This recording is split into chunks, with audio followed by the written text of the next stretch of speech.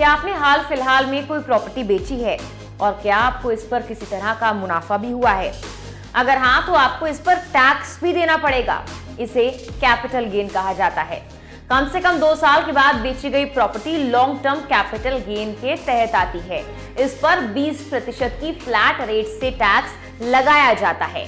हालांकि इससे बचने के कुछ तरीके हैं, आज उस पर हम बात करने वाले हैं। नमस्कार, मैं हूं आपके साथ मेघना सचदेवा। आप मुझे देख रहे हैं लोकमत हिंदी पर। तमाम देश दुनिया की खबरें और जानकारी भरी वीडियोस के लिए आप हमारे YouTube चैनल को सब्सक्राइब जरूर कीजिए, बेल आइकन को भी दबाएं। तो चलिए बिना देरी किए आपको टैक्स से बचने के कुछ तरीके बताते हैं। सबसे पहला है नई प्रॉपर्टी खरीदें। नया घर खरीद लेना या 3 साल के अंदर घर बना लेना। रेजिडेंशियल प्रॉपर्टी पर टैक्स बचाने का इससे बेहतर तरीका शायद ही कोई होगा। दूसरा तरीका, बॉन्ड में निवेश। कैपिटल गेन यानी बेची हुई प्रॉपर्टी पर हुए फायदे के पैसे को अगर आप सरकार द्वारा तय बॉन्ड में इन्वेस्ट कर देते हैं तो ये आपके लिए फायदेमंद साबित होगा। इसके लिए आपको प्रॉपर्टी बेचने के 6 महीने के अंदर इन्वेस्ट करना होगा। इस बॉन्ड की लॉक इन अवधि 5 साल की होनी चाहिए।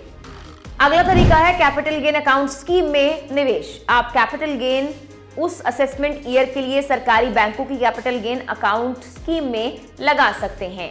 इस अकाउंट में जमा रकम को 3 साल के भीतर इस्तेमाल कर लिया जाना चाहिए। अगला तरीका है रेनोवेशन का खर्च लागत में जोड़ें। रेनोवेशन का खर्च लागत में जोड़ें और 2 साल तक रहने पर घर के रेनोवेशन आदि पर किए गए सभी खर्च घटाकर कैपिटल कम किया जा सकता है।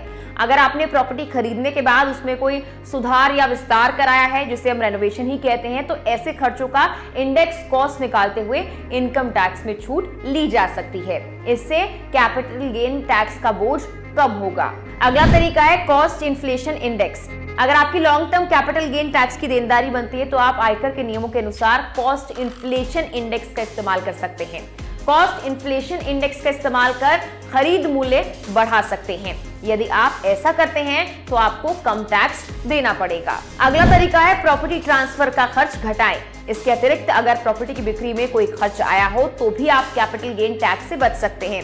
जैसे आप प्रॉपर्टी बेचने के लिए दिए गए ब्रोकरेज की छूट ले सकते हैं।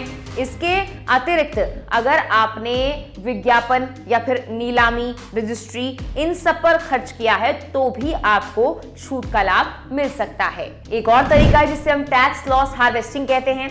म्यूचुअल फंड या शेयर्स की बिक्री से होने वाले नुकसान की भरपाई प्रॉपर्टी बिक्री के कैपिटल से की जा सकती है। तो ये कुछ स्टेप्स और तरीके हैं जिनसे आप कैपिटल गेन टैक्स से बच सकते हैं, यानी कि आप प्रॉपर्टी बेचने के बाद जो पैसा और लाभ आपको मिला है, जो प्रॉफिट आप हुआ है, उस पे कम टैक्स भी दे सकते हैं। आपको वीडियो कैसी लगी कमेंट कर में जरूर बताएं। फिलहाल के लिए इस वीडियो में इतना ही।